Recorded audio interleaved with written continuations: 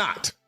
Let's keep it real. And that's why on this show, sometimes we get a little pushback, we get a little hate. Oh, well, it's a thin line between love and hate, so we can deal with it, right? But I've been saying this forever. Like, you're never going to get respect when people got to pet you on the head. When they got to say, oh, good boy, good girl. When they got to rub you, you know what I mean?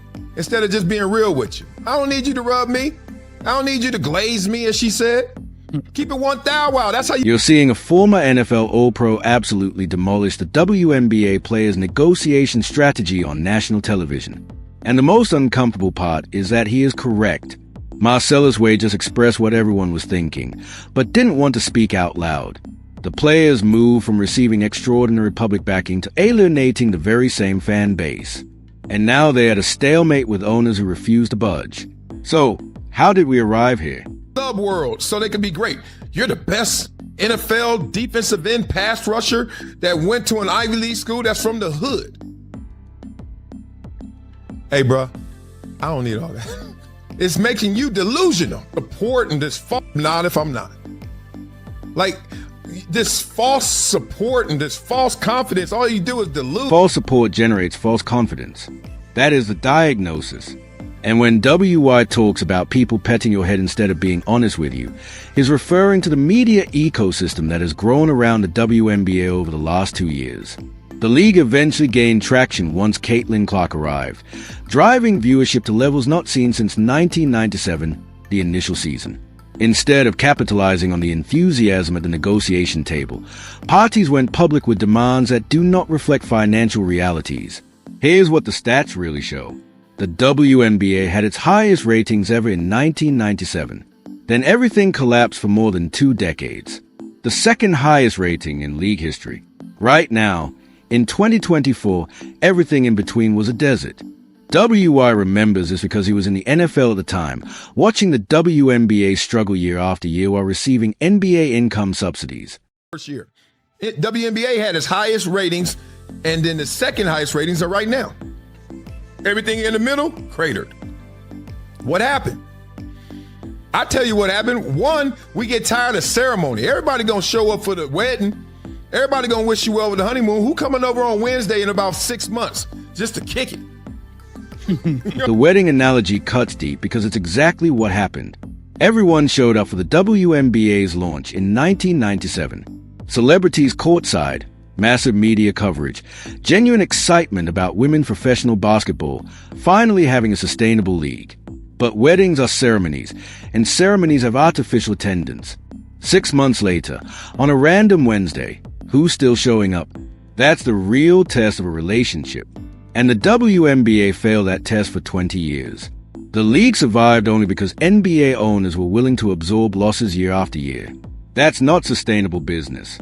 That's charity with a basketball attached to it. And now that the WNBA finally has genuine momentum again, the players are negotiating like they've been selling out arenas for decades instead of acknowledging they're in year 2 of a potential turnaround. Sports because there's a home team and an away team. We like sports because it's home and visitor. Go at it. We got to have rooting interests. And they don't want to create that, so then they suffer. Just too much pandering. Golly, just talk about it. She's sorry. She good. She's great. Candace Parker can't say Paige Beckers needs to work on defense. Yeah. See, it's stuff like that. And that's what Rachel Demeter was getting at when she said, yo, the WNBA media is terrible because you can't even say, like, they wanted Candace Parker to lie and pretend like Paige Beckers was the second coming of Kawhi Leonard. And she got pummeled for it. She got pummeled for saying, wait a minute, you guys, y'all kind of doing a lot. She hasn't made an all defensive team. This is where the pro-WNBA media community starts to feel uncomfortable. Rachel Data, a lady who spent years covering basketball and developing a big platform, believed the WNBA media coverage is bad music because no one is allowed to be honest. So what happened? She was destroyed for it. Candace Parker, a game great and current analyst, couldn't even state that Paige Beckers hadn't made an all-defensive team without being criticized. Consider that scenario for a second. A Hall of Fame player cannot disclose basic statistical information about a collegiate player without receiving criticism. That is not media coverage. That is propaganda. When your entire media ecosystem is constructed on glazing rather than honest analysis, you create a bubble in which players believe they have more leverage than they actually do. The owners sit across the table from players who believe they are negotiating from a position of power, when the financial statements reveal a completely different story. The WNBA has lost money in 27 out of 28 seasons. The only profitable year was an accounting aberration. These are facts, not views. And I like the song too, it's a banger. But I'll be like, I say, baby, we run the world. We, men and women. Depends on what you running. Don't be going around here thinking, kids start that all the time. Girls, you can't do it, daddy, because you're not a girl. Other than childbirth, I don't know what you're talking about, baby. I don't know what you're talking about. All right, let's beat it up in the comments. Let me know what you guys thinking. Yeah, Chris Henry says what I've always said. Lower the damn rim. I totally. W. Lee is now focusing on the cultural messaging that has led to this misconception. His daughter is singing Who Runs the World. Girls are cute. However, when that messaging leads to professional athletes believing they are entitled to NBA-level revenue sharing despite generating only a fraction of the revenue, we have passed the line from empowerment to fantasy.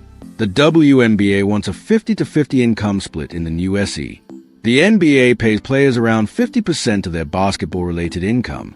Because the league earns $9 billion per year, the WNBA generates around $200 million and has never made a steady profit. These stats are not sexist. They are just math, and the owners are refusing since agreeing to that split would entail paying bigger checks to cover even larger losses. The line is closer. The damn time is shorter. You can't do nothing with this damn rim. Just, all right, keep suffering then. Keep suffering. Silly. Like, help yourself. Help yourself, help yourself.